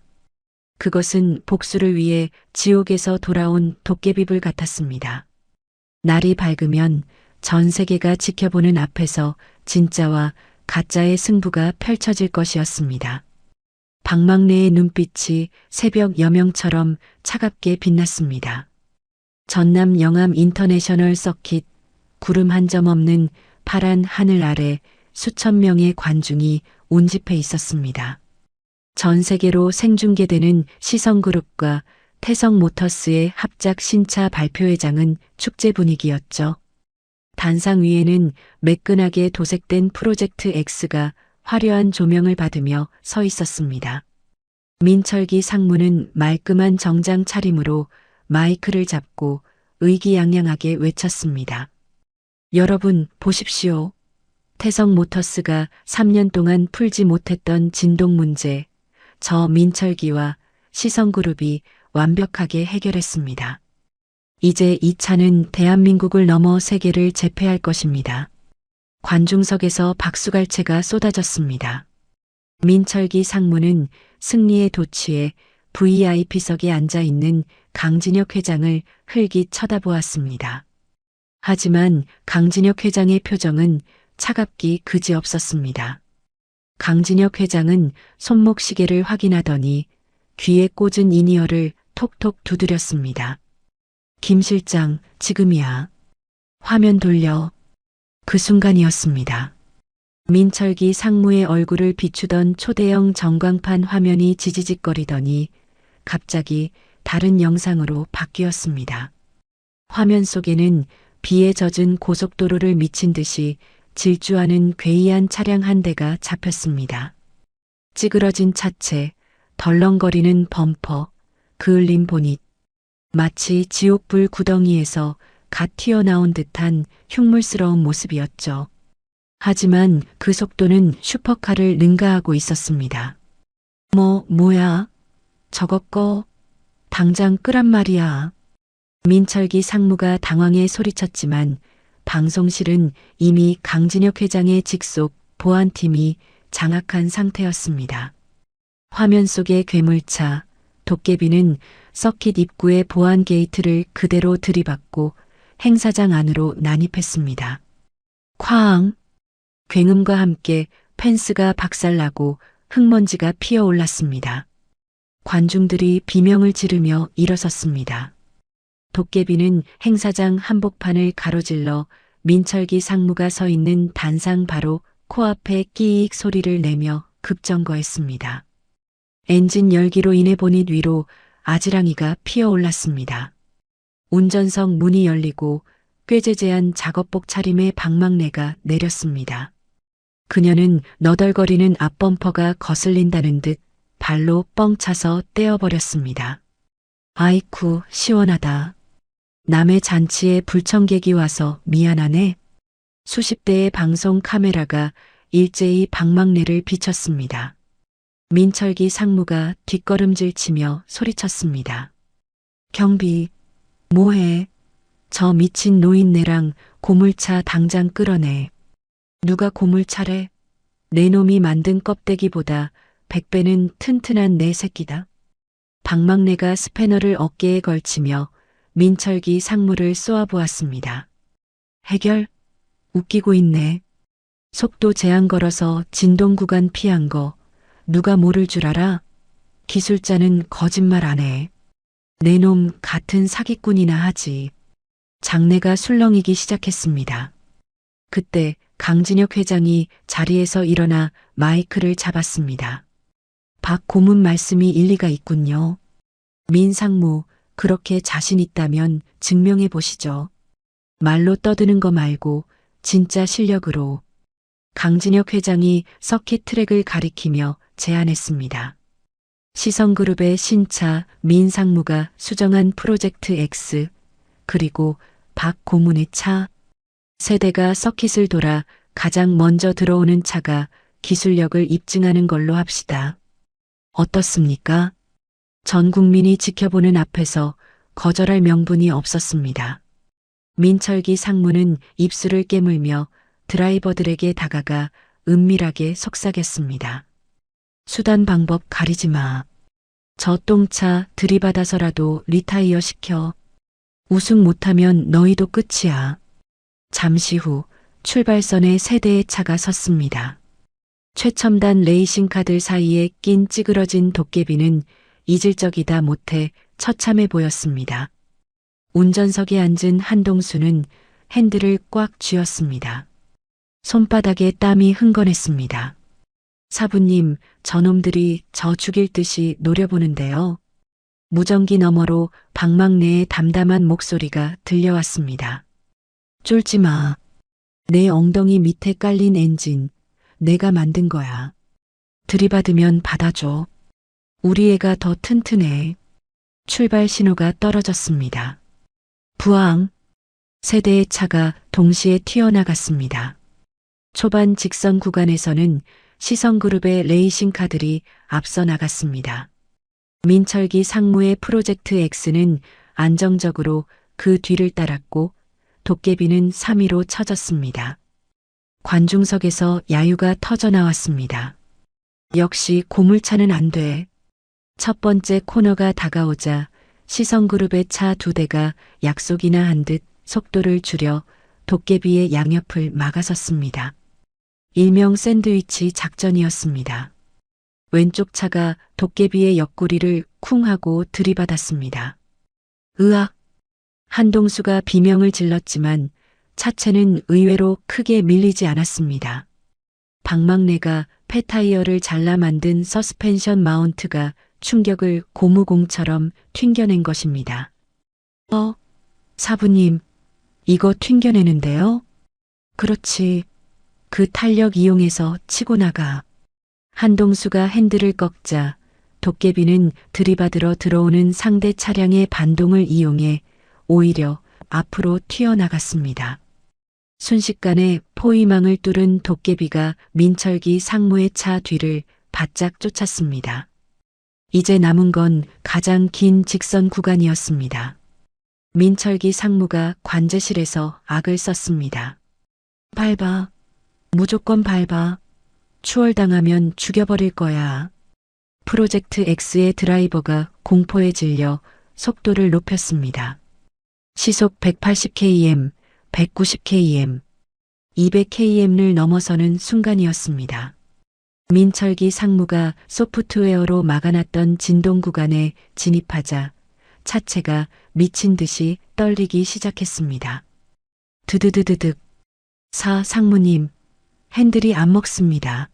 차가 분해될 것 같아요. 닥치고 밟아. 반면 그 옆을 치고 나오는 도깨비는 바닥에 착 달라붙어 있었습니다. 속도가 빨라질수록 너덜거리는 차체 틈새로 들어온 공기가 차를 바닥으로 눌러주는 다운포스 효과를 낸 것입니다. 한동수가 속도계를 확인했습니다. 250km를 가리키고 있었습니다. 사부님, 엔진 소리가 노래 같아요. 지금이야. 부스트 터뜨려. 방망내의 외침과 함께 한동수가 빨간 버튼을 눌렀습니다. 쾅! 도깨비의 머플러에서 시퍼런 불꽃이 뿜어져 나왔습니다. 도깨비는 프로젝트 X를 순식간에 점으로 만들며 앞질러 갔습니다.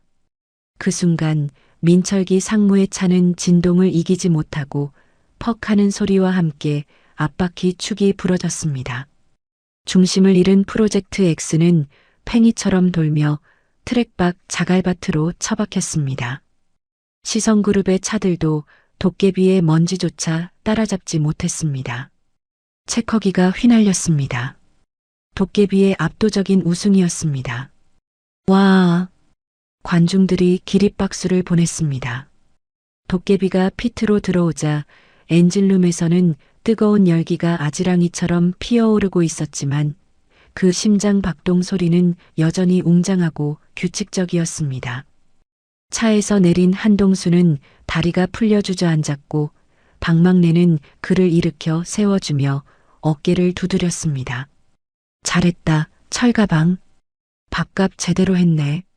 민철기 상무는 망연자실한 표정으로 주저앉아 있었습니다. 그의 야망이, 그가 믿었던 데이터가 고물상 노인의 감각 앞에 철저히 무너져 내린 것입니다.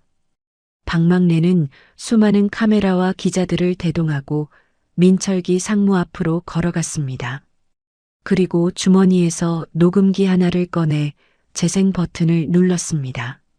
30년 전 그날 밤, 민 공장장님이 시켰어요. 장부에 불 지르라고. 방망내 씨가 낸 불은 벽만 뚫었는데 우리가 기름을 부어서. 강진혁 회장이 찾아낸 당시 경비원의 떨리는 목소리가 스피커를 통해 행사장에 울려 퍼졌습니다. 민철기 상무의 얼굴이 사색이 되었습니다. 이건 조작이야. 함정이라고. 조작? 내 놈 인생 자체가 조작이지. 기술은 거짓말 안 해. 거짓말은 내 놈 그 더러운 혀가 하는 거지. 방망내가 쏘아붙였습니다.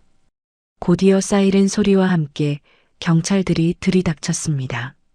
산업 스파이 혐의와 과거 화재 사건 은폐 혐의였습니다. 수갑이 채워져 끌려가는 민철기 상무는 악을 썼지만 사람들의 시선은 싸늘했습니다. 소란이 정리되고 방망내는 뜨겁게 달궈진 도깨비의 보닛 위에 손을 얹었습니다. 그녀는 하늘을 올려다보며 나직이 속삭였습니다. 영감 들었어? 당신이 만들고 싶었던 엔진 소리 오늘 원 없이 울렸어. 이제 억울해하지 마. 내가 다 갚아줬으니까. 방망래의 투박한 손 위로 우승을 축하하는 꽃가루가 흩날렸습니다. 그녀는 챙이 넓은 모자를 고쳐 쓰고 30년 만에 처음으로 환하게 웃었습니다. 그 미소는 그 어떤 트로피보다 빛나 보였습니다. 그로부터 한 달이 지났습니다. 태성 모터스 본사 회장실 창밖으로는 서울의 화려한 전경이 한눈에 내려다 보이고 있었습니다. 회사는 위기를 극복하고 제2의 전성기를 맞이했습니다. 주가는 연일 상한가를 기록했고 도깨비의 기술력이 적용된 신형 엔진은 사전 예약만으로 10만 대가 팔려나갔죠. 하지만 널찍한 집무실 소파에 앉은 박막래는 그 모든 성공이 남의 일인 양 무심한 표정이었습니다. 강진혁 회장이 떨리는 손으로 테이블 위에 놓인 수표를 집어들었습니다. 고문님, 정말 이걸로 충분하십니까? 0을 몇 개 더 붙이셔도 됩니다. 아니, 원하신다면 계열사 하나를 드려도 모자랍니다. 박막래가 믹스커피를 후루룩 마시며 손사래를 쳤습니다. 됐어. 늙은이가 돈 많으면 자식들 싸움만 나. 내 판잣집 지분 고치고 남은 인생 기름값이나 하면 좋게. 수표에는 단돈 1억 원이 적혀 있었습니다. 그리고 그 밑에는 삐뚤빼뚤한 글씨로 단서 조항이 하나 달려 있었죠. 단, 폐차 처리된 시작차 도깨비의 소유권을 박막래에게 양도함. 강진혁 회장이 안타까운 눈빛으로 박막래를 바라보았습니다. 돈은 그렇다 쳐도 제발 고문직은 수락해 주십시오. 연구원들이 고문님만 기다리고 있습니다. 저희에겐 어르신의 감각이 필요합니다. 박막래는 빈 종이컵을 구겨 쓰레기통에 정확히 던져 넣으며 자리에서 일어났습니다. 그녀는 창밖의 빽빽한 빌딩 숲을 가리켰습니다. 회장 양반, 저기 봐. 창문 하나 안 열리는 유리 감옥 같잖아. 난 공기가 탁해서 숨 막혀 못 살아. 고인물은 썩기 마련이야. 나는 흐르는 물에서 놀아야지. 하지만, 그리고 이미 훌륭한 놈 하나 키워놨잖아. 박막래의 시선이 문가에 서 있는 한동수를 향했습니다. 한동수는 이제 기름때 묻은 작업복 대신 말끔한 맞춤 정장을 입고 있었습니다. 가슴에는 최연소 개발팀장 한동수라는 명찰이 번쩍거리고 있었죠. 박막래가 한동수의 어깨에 묻은 먼지를 털어주며 말했습니다. 야, 철가방. 아니, 한 팀장. 때깔 좋네. 사부님. 한동수의 목소리가 물기에 젖어 떨렸습니다. 너는 여기서 더 배워. 썩은 물은 내가 퍼냈으니 이제부턴 네가 맑은 물 채워 넣어야지. 네가 만든 엔진으로 세상 한번 바꿔봐라. 가지 마세요. 저 혼자 어떻게 합니까? 징징거리지 마. 기술자는 실력으로 말하는 거야. 나중에 네가 만든 차 도로에서 보이면 그때 내가 엄지척 한번 해줄게. 박막래는 쿨하게 손을 흔들며 회장실을 나섰습니다. 강진혁 회장은 깊은 한숨을 내쉬며 책상 서랍에서 서류 봉투 하나를 꺼내 한동수에게 건넸습니다. 어르신께 전해드리게. 그 차 마음껏 달리시라고 내가 준비한 선물이야. 박막래가 로비의 회전문을 밀고 나왔습니다. 따가운 햇살이 그녀의 주름진 얼굴을 비쳤습니다.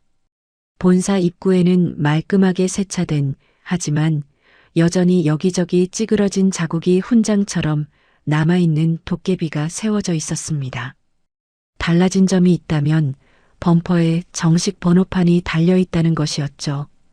박막래가 차 문을 열려는데 뒤에서 누군가 급하게 뛰어오는 소리가 들렸습니다. 사부님, 같이 가요. 한동수였습니다. 그는 목을 조르고 있던 넥타이를 거칠게 풀어 해치며 달려오고 있었습니다. 양손에는 방금 벗어던진 사원증과 명찰이 들려 있었죠. 박막내가 기가 차다는 듯 허리에 손을 얹고 소리쳤습니다. 야, 너 미쳤어? 거기가 어떤 자린데 걷어차고 나와.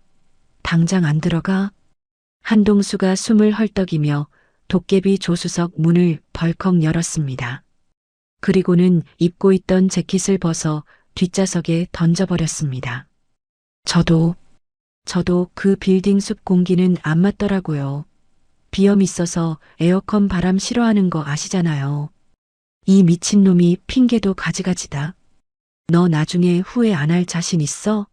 연봉이 얼만데? 후회는 무슨. 그리고 사부님 혼자 가면 이 똥차, 아니 도깨비 정비는 누가 합니까?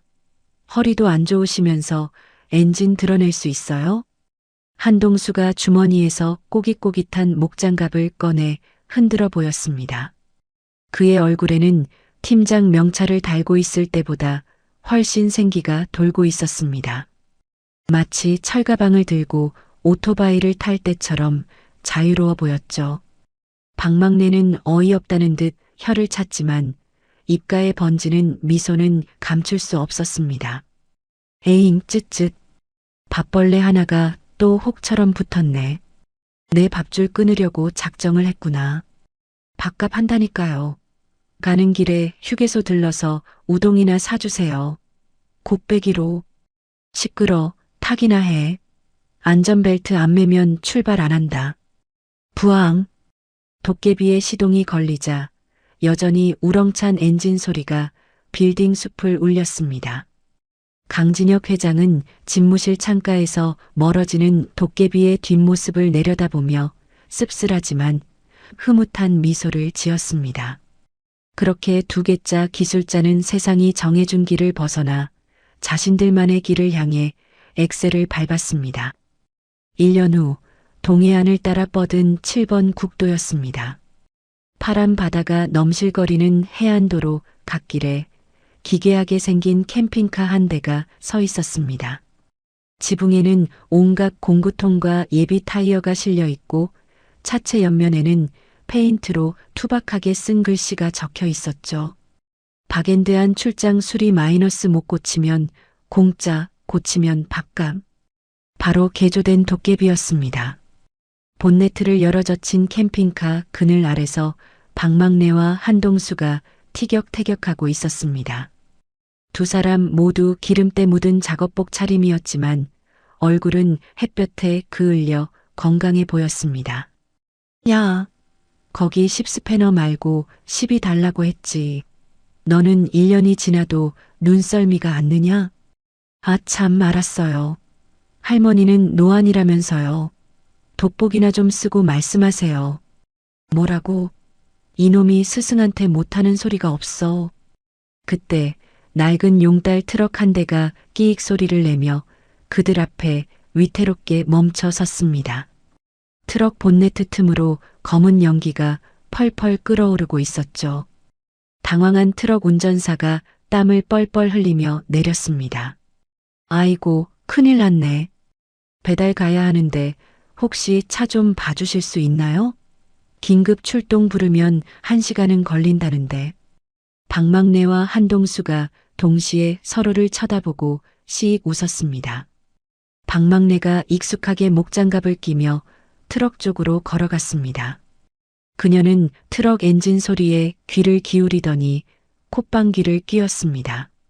소리 들어보니 냉각수 호스가 터졌구만. 쇳소리가 섞인 거 보니 베어링도 나갔고 3분이면 돼. 에이 사부님 감 떨어지셨네. 저 소리는 펜 벨트가 늘어져서 때리는 소리잖아요. 5분은 걸리죠. 한동수가 공구통을 챙겨 들고 뒤따랐습니다.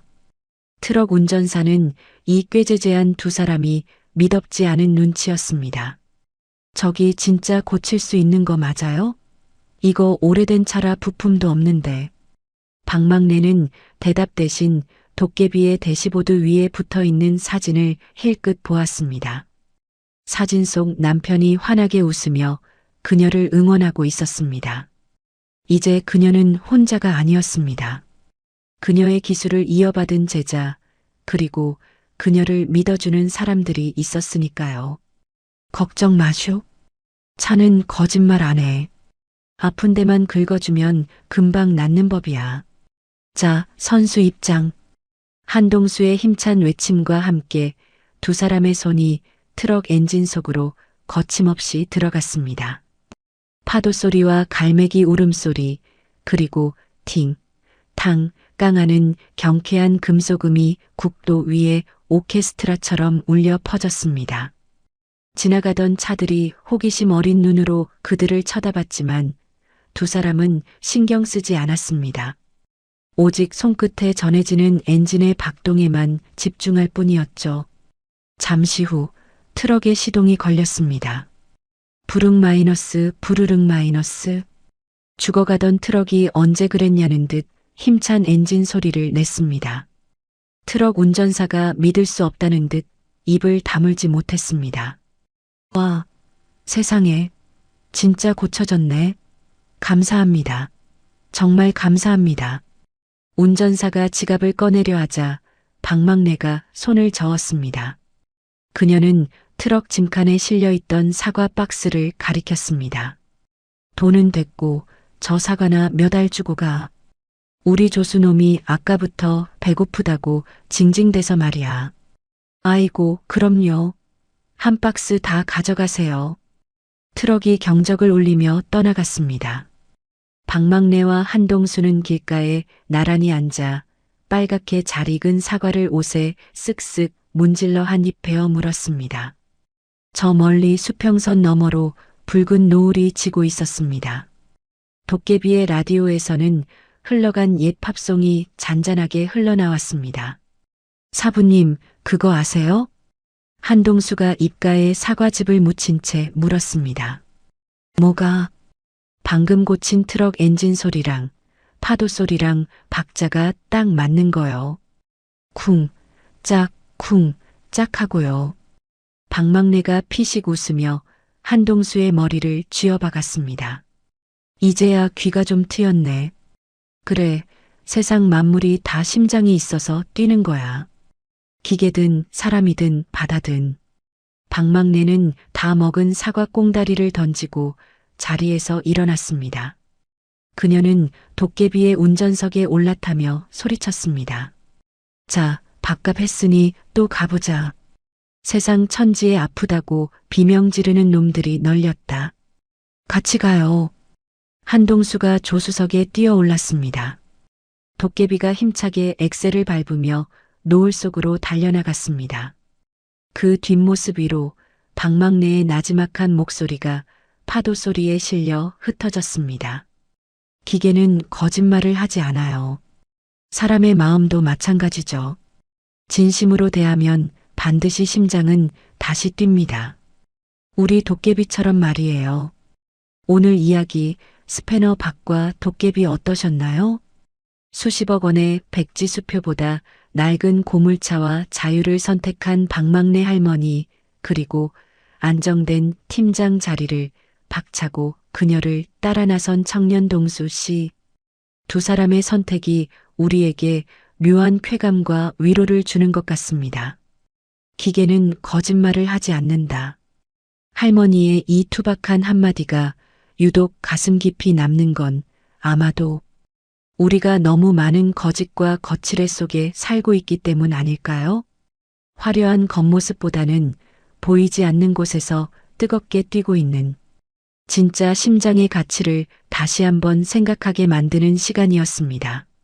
지금도 7번 국도 어딘가에서 멈춰선 누군가의 엔진을 다시 힘차게 뛰게 만들고 있을 두 사람. 그들의 유쾌하고 당당한 엔진 소리가 여러분의 지친 마음에도 시원한 응원이 되었기를 바랍니다. 이야기를 끝까지 들어주신 분이 계시다면 잘 들었다고 댓글 하나만 남겨주세요. 감사합니다.